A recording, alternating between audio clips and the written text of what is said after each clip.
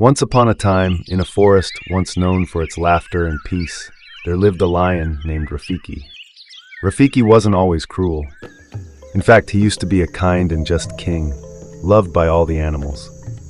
But everything changed the day his beloved wife, Zuri, passed away. Zuri had been Rafiki's balance, his heart. Without her, he was consumed by grief. Slowly, his sadness turned into bitterness, and his bitterness became cruelty. He declared himself the sole ruler of the forest and demanded that all animals serve him. Rafiki's demands grew heavier with each passing season. Every day, the animals were required to bring him food, big meals of deer, fruits, fish, and honey. It didn't matter if they were small or weak, everyone had to contribute. The lion himself did nothing but eat, sleep, and roar orders. As a result, Rafiki grew fat and lazy. His once proud mane, which had shimmered like gold, became dull. His eyes, full of kindness, now burned with anger. The animals, once happy and free, moved about in fear. Whispers of discontent filled the forest. "Will he ever stop?" asked the antelope. "Does he even care that we are starving while he feasts?" But no one dared to speak to Rafiki directly. His roars were terrifying and his claws were sharp. One day, the animals held a secret meeting deep in the forest. They needed a solution, but no one was brave enough to face Rafiki. Then Pendo, the smallest hare in the group, stood up. "I will speak to him," Pendo said softly. "You," said the owl. "You are no bigger than a leaf." "What can you do?" "Sometimes the smallest voice can speak the loudest truth," Pendo replied. The animals weren't convinced, but they had no other plan. So they watched as Pendo hopped away toward Rafiki's den. When Pendo arrived, Rafiki was lying in the shade of a tree, his belly full from the morning's meal. "Who dares disturb me?" Rafiki growled when he saw the hare. "It is I, King Rafiki," Pendo said, bowing low. "I come not to disturb but to serve, as we all do." Rafiki narrowed his eyes. "If you have brought no food, then leave."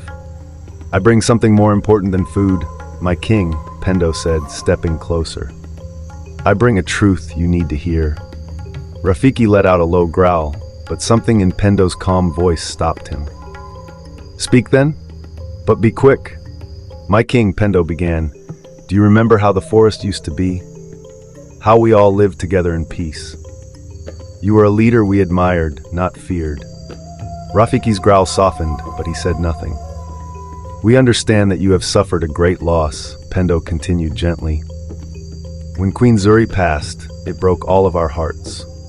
But your grief has turned into anger, and now it is breaking the forest." Rafiki's eyes flickered with pain, but he still didn't speak. "You demand so much from us," Pendo said, his voice trembling but steady. "We are growing weaker, hungrier. The forest is losing its joy, and so are you. Look at yourself, my king. This isn't who you are." At these words, Rafiki's pride crumbled. His lip quivered, and for the first time in years, tears rolled down his face. "You are right," Rafiki said, his voice shaking. "I have been blind to the pain I have caused. I let my grief turn me into a monster." Rafiki stood and looked around the forest. For the first time, he noticed how quiet it was, how the trees seemed less green, how the animals no longer played. His heart ached with shame. "What can I do, Pendo?" he asked. "How can I fix what I have broken?" Pendo smiled gently. "Start by leading with love, not fear. Share your strength instead of taking from others. Protect the forest, but let us all help it grow together." Rafiki nodded, wiping his tears. "I promise, from this day forward, I will be the king you all deserve." True to his word, Rafiki began to chase away predators, and even taught the younger animals how to defend themselves. The animals in turn began to trust Rafiki again. They brought him food willingly, not out of fear, but out of gratitude. The forest slowly returned to life. Pendo, the hare, became Rafiki's closest advisor.